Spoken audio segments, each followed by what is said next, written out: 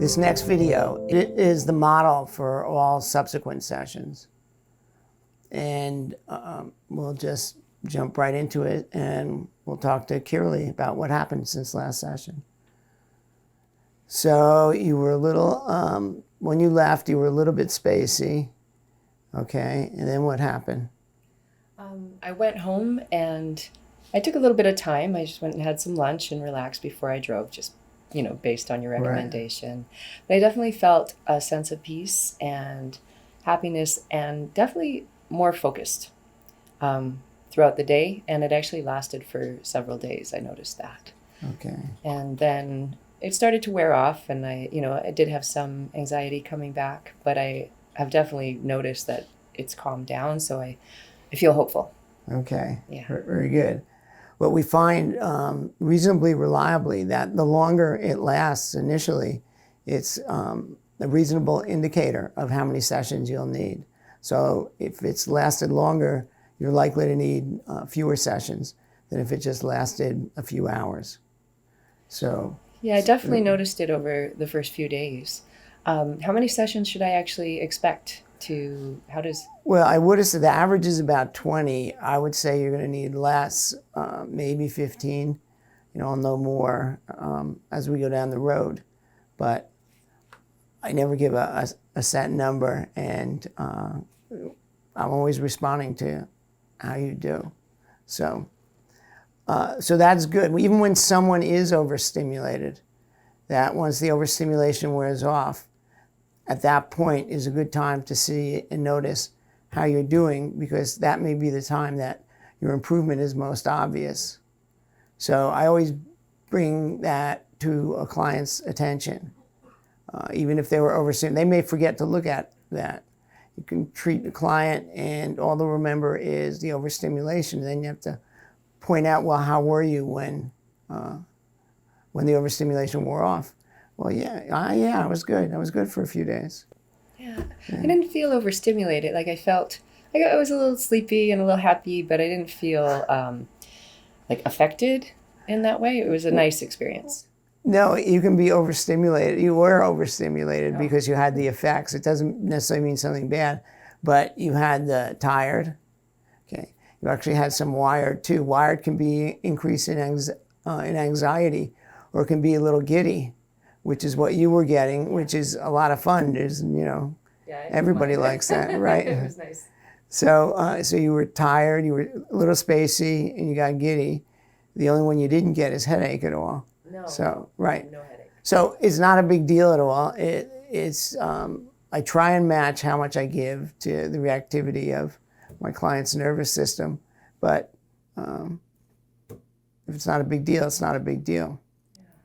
Well, I'm definitely looking forward to having more sessions and just seeing how this rolls out, and especially when I'm in different situations in my life where I might feel more anxiety. I didn't have any intense triggers over those few days, but it'll be interesting to see how that works. Right.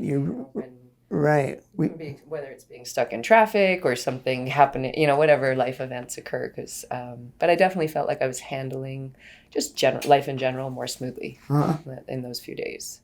Well, sometimes we call that resiliency. And when we're not giving you superpowers to your nervous system, but we're making it healthy, flexible, resilient.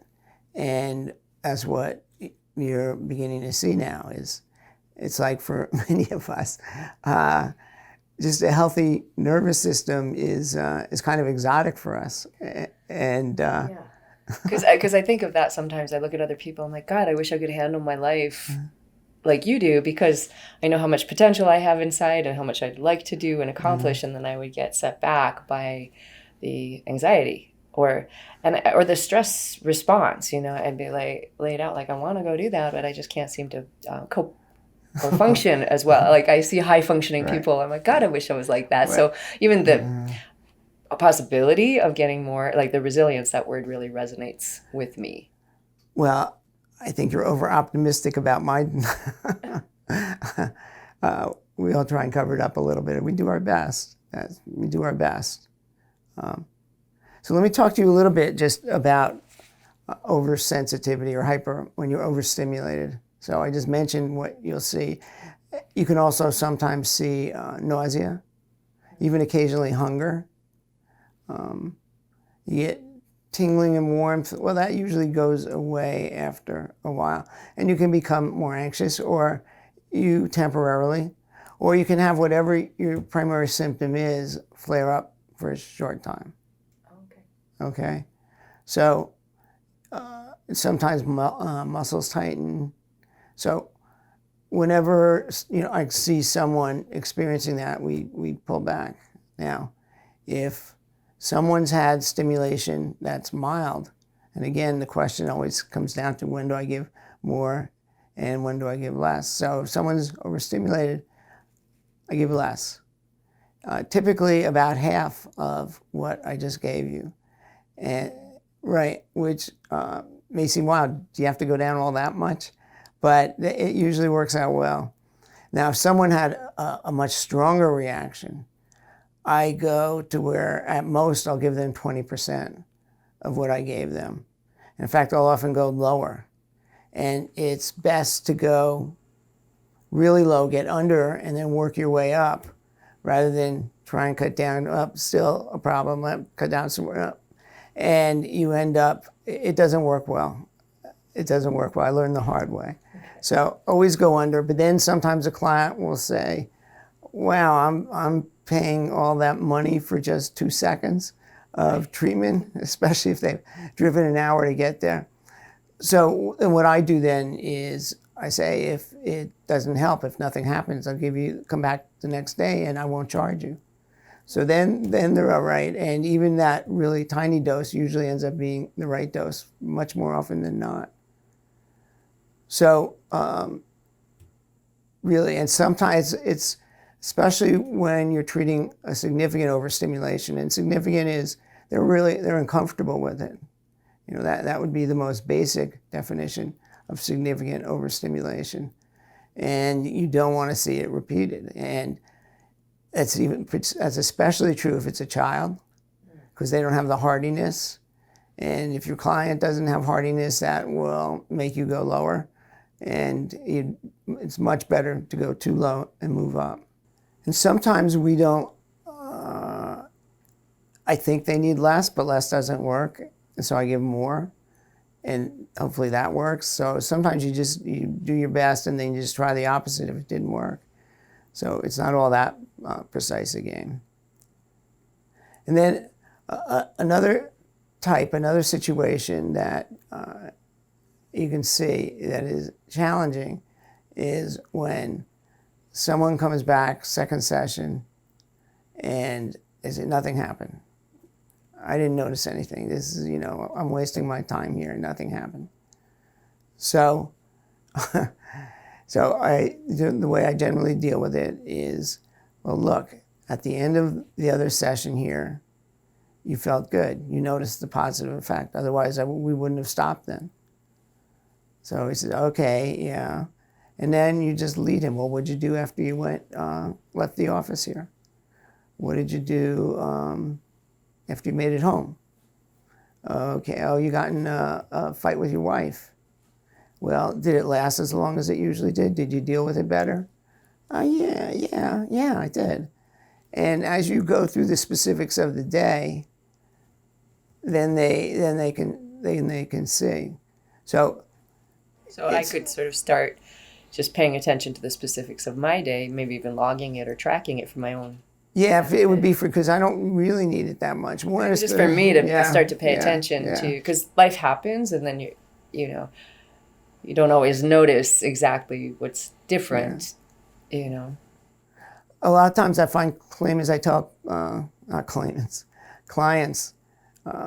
to take note of whatever interests them, of anything they did differently. And that way you're not just looking for side effects, you're looking for something differently. You're looking for change of any kind.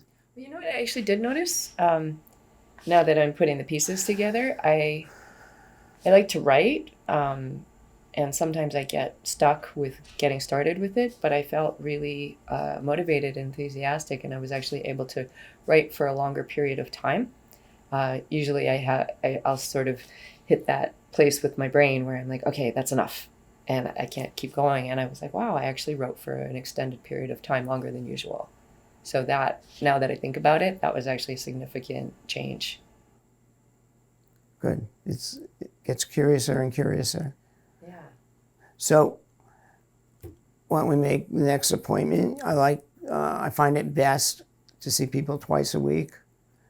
Well, it works once a week, but it's considerably slower. I like twice a week because I like the nervous system to start forgetting how to be its unhelpful ways. I would like that. So that's one thing. Another is when there's a week between sessions, it's easy to forget what happened a week ago. And you're able to give me a much better history, and I know better what's going on and can direct it. We schedule twice a week. And then the general way I go is as it starts lasting longer, I start spreading the interval between sessions. And then towards the end, you've gone a month and 6 weeks. Then I often say, all right, I'll see you in 3 months, and then in 6 months. So towards the end, it spreads out a lot. Some people just treat 20 straight through, and that still works out fine. But I like the extra information I get by knowing how long it lasts. And it's one more variable, as you can see, on my tracking form that I like to keep track of, is how long it lasts. Okay. So I can do my part in trying to pay attention to that as well. Right. And I could see how it could also get a little addictive, where it's like feeling good and being productive. That was actually, now that I'm really putting pieces together, one of the biggest things I would like is to be more productive in my life. Sure. And more capable of following through and functioning. So that's exciting to me. Sometimes people ask me, am I going to get addicted to this? And it turns out, no, nobody does, because as you improve, you become feeling normal, and you don't get much out of ongoing sessions anymore. And so you start to lose interest in coming. So it's like a natural progression. Right. I mean, one way I look at it too, there are 3 phases. Sometimes I think about it this way. So the first phase is they know something, client knows something real, dramatic is happening. But they may not know whether to attribute to placebo or whether it's really the equipment. So that's phase 1. And then after a couple of weeks, some people know right away. After a couple of weeks anyway, they know that it's real. And they start really phase 2.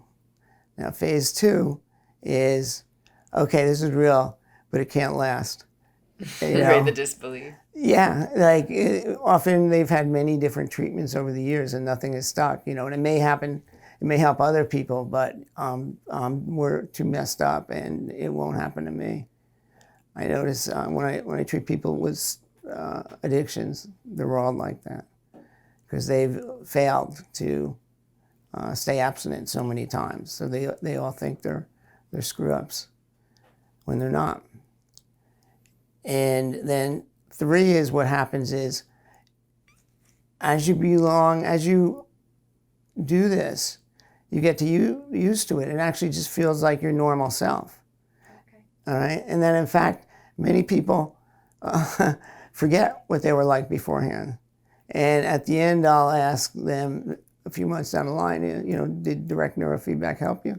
Well, maybe a little. Meanwhile, the change is huge, but they've forgotten. So if you want a testimonial, get it while they're in phase 2. And still really appreciate. Well, I look forward to getting to that place. But, I have a sense of trust here. It makes sense to me. I experienced it, so I'm willing to just get on the program to listen to you and do what you recommend. And, I'm just really open and appreciative of being here and that I somehow got directed toward this. I've been looking for answers for a long time. I've tried a lot of things. Some things have mildly helped, but nothing's really been a real solution. So I'm very hopeful. Yeah, this is the closest thing I've found as a miracle. One of my colleagues says, that we expect a miracle every day with this. And it's one of the reasons why it's so gratifying to do this and fun to see changes so dramatic like yours and so fast. Yeah, the writing thing, like that, I didn't put it together until I started tracking my day, but that alone is such a significant thing to notice and to go, oh my God, that would make a huge difference in my life to be able to do that. Okay, so should we do your next session? Yeah. All right, let's rock and roll. All right.